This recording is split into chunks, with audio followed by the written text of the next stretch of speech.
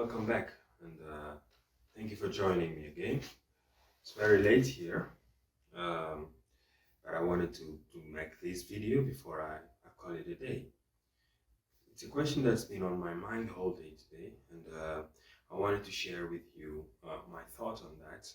And the question is, why is Africa perceived to be leaning more toward Russia than um, traditional allies that is the West? Well, um, it's a very, it's a very tempting question, and there is no one single way of responding to it. But I'm going to try and you know open it up for you, and then bring out arguments that can help you make a conclusion. So let's go back in time. Let's say, for instance, to 1960. So that is about 70 years, I think, 60 years, 63 years ago, when there was a wind of independence flowing throughout Africa. You will understand that, even after the independence, Africa was still very much, how do I say, I wouldn't use the word controlled, but I would say subservient, to the West in terms of resources, human capital, and what have you. And when you look throughout several regions of Africa, or different region that is, you will see that the scenes of colonialism are still very much alive, and they have never really disappeared, because you can never really get rid of your sins, if you don't want to. When you go to Namibia, for instance, I know that was prior to independence, but there has been a genocide there, a couple of decades ago, and for some reason, it involved a Western country, and Russia was not involved. So when you look, for instance, to the DR Congo, just like over 20 years ago, there has been a war that started, about 30 years ago, a war that started and just kind of like dragged the country to the ground. And the president has even been with the blessing of a superpower. And again, Russia was never involved. When you go to Senegal, and then you ask them questions about tirailleurs that were just coldly by an imperial army, from a Western country, Russia was never involved. So when you look at all these facts, as I put them, you realize that the first reason why Africa is leaning towards Russia mostly is because Russia has hardly been involved in anything wrong that went on the continent.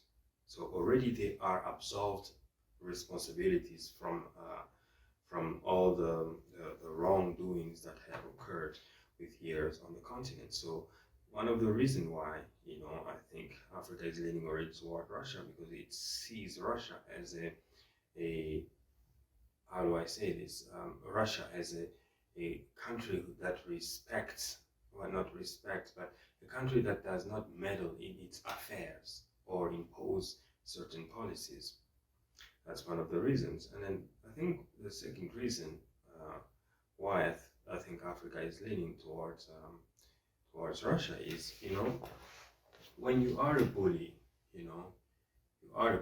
and you bully somebody around for so long, and then one day you as a bully gets bullied, it's only natural that the people that you have been bullying, that's why they will side with the bully that is bullying the person that is bullying you, because they want revenge in a sense. So that is it.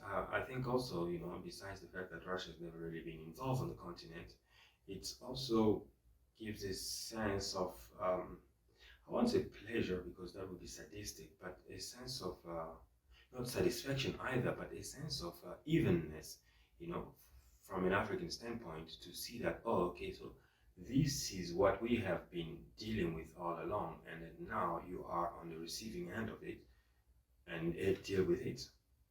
That's what I think.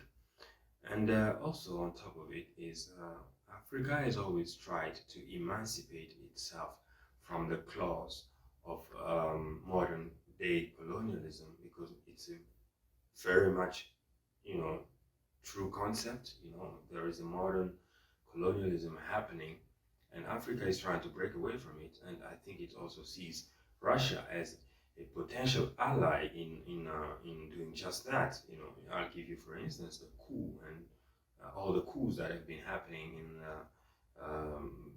the region, like in the western region of Africa. You know, and you know, people talk about Wagner, people talk about Russia, this and that, but you can tell that Africans are trying to somehow liberate themselves from neo-colonialism, and then, you know, Russia is seen as a trustworthy partner. And and then yes, the next reason why Africa wants to break free, I mean wants to is seen to be leaning more toward Russia, is because these conflicts also allows African time to breathe, you know, to be left on their own for a while, whilst all the attention is focused elsewhere, you know. And you know what's shocking to me is that, you know, despite of all that is happening here right now, there are many folks, you know, especially or mostly in the Western Hemisphere, that are not being told the truth about what has happened or what is happening in Africa. And we feel, I think we, but I'm saying we, but well, I mean Africa feels as if, you know, maybe with what is happening in Ukraine, there will be a little bit of easiness on the continent, but also at the same time, you know, for once, it's not happening on African soil, so it's some sort of relief as well. So in a sense, they think, or maybe, you know, Russia is to be thanked for that. And you see, what we need to do is we need to go back in time also, again, to really understand the profound reason why Africa is really not interested into siding with the West and more siding towards the East, and that Russia and maybe China as potential partners. Since 1884 in Germany with Otto von Bismarck, you know, when the decision was made to split, you know, a whole continent, which, you know, was a whole as single entity, into several different pieces that belong to superpowers, it has somehow undermined the governance of African by themselves, and becoming colonies has not helped in any way, shape, or form, you know, improving the lives of the people on the continent. So Russia is seen as a hope, you know, by some, to help them maybe reset themselves and become wholeness again, and maybe trade under fair rules and regulations. So these are my views on why Africa is siding with Russia. So it's not just out of sheer stupidity that people are cheering out Russia, Russia, Russia, Russia. I think it's basically out of also tiredness, you know, tiredness. I mean, when you look at, for instance, France's track record throughout Africa, it's horrible. And we have to say the honest truth. It has been a disaster. And when you look at America and CIA's involvement in Africa, it has never really brought about stability. So when you look at all these things, I think, in my opinion, most people have a tendency to lean more toward Russia. But how can this change? That is what we have to look into. I don't think it will work to try to, how do I say this, to turn Africa, as I'm talking about Africa as a continent, but obviously several regions, it's going to be difficult to turn the whole continent against Russia, because there is no reason or basis to do just that. You know, there is no reason, because you have to invent a reason. And so far, what has happened is the reasons have not really been valid enough, I would say. So what needs to happen is that what the West has to do and consider is let go of the arrogance, colonial paternalism arrogance, to think that it knows what is best for Africa. That is the first step. If they can do that, already, that means, it's giving African a sense of esteem and consideration. And the second thing will be to try and restore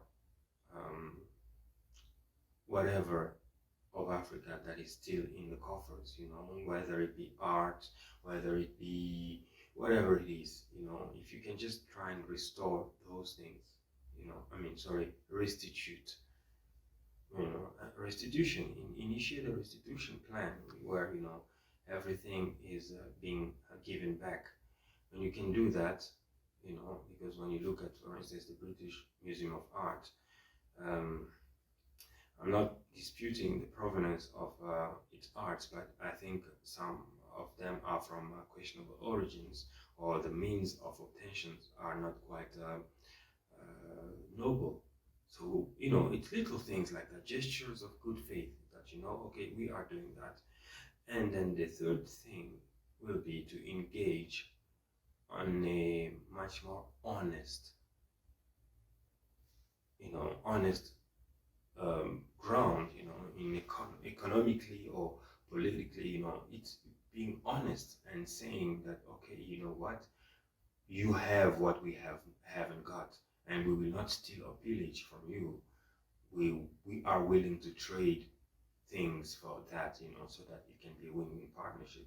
So when you establish things like that, I think, I'm not saying it will turn Africa against Russia, but I think it will create a sense of appeasement, towards the West and the African relationship, which I think at this stage here are about to hit rock bottom.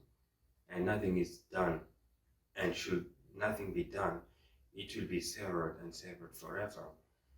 And the funny thing is, there was a new world order that was set to come into play, and yes, of course, President Biden has been saying it again recently here that, America will lead the world into the new world order. But I will beg to differ, and I will say that the initiative was done, yes, by, the West and mostly America, to lead the world order. But, tables have changed now, and people are still undermining Africa's ability to lead the new world order. But the truth of the matter is, it is going to happen. I know it sounds far-fetched. It does sound far-fetched, but in a multipolar world, I want you to think for a moment, in a multipolar world where resources is king, right? Resources is king. And then resources is king. And then you have almost all the resources on the one continent. And then they have the choice for the first time in their lives to choose who to trade with. What do you think happens? You see, that's what I mean, So Africa will be leading the new world order unexpectedly. Sometimes you create a concept and then you think you are going to be leading it, but then things change and then it's somebody else that's going to lead it. So if the West wish to survive the next century, I think it will be a good idea to start reconsidering already relationship with African countries at the moment, because trust me, you think this might be a big joke or it's a far-fetched reality. There has been a coup in Burkina, all right, and there was a coup in Mali, and then a coup in Niger, and then we have 55 states, and this coup will multiply. Trust me, it will multiply. It might not be as overt as these ones, but you know, the same system will be put into place. And then when you have a whole continent that is run like that, I don't think it's gonna be in the advantage of whoever wants to trade, and especially unfairly. So that's my analysis for now, and I think I'm looking forward to read you the comment section. I want to know what you think. I want to know whether you think I'm crazy, which I don't think I am, because you know what? I'm analyzing it from a geopolitical standpoint. And yes, of course, you can let me know, and then give us a thumbs up, like, share, subscribe, and yes, recommend the channel. It helps us grow. If you think these contents are worth being known or appreciated by others. So yes, it is night. I'm tired, exhausted, and I thank you for coming. Sorry. I thank you for joining me, and until next time, thank you.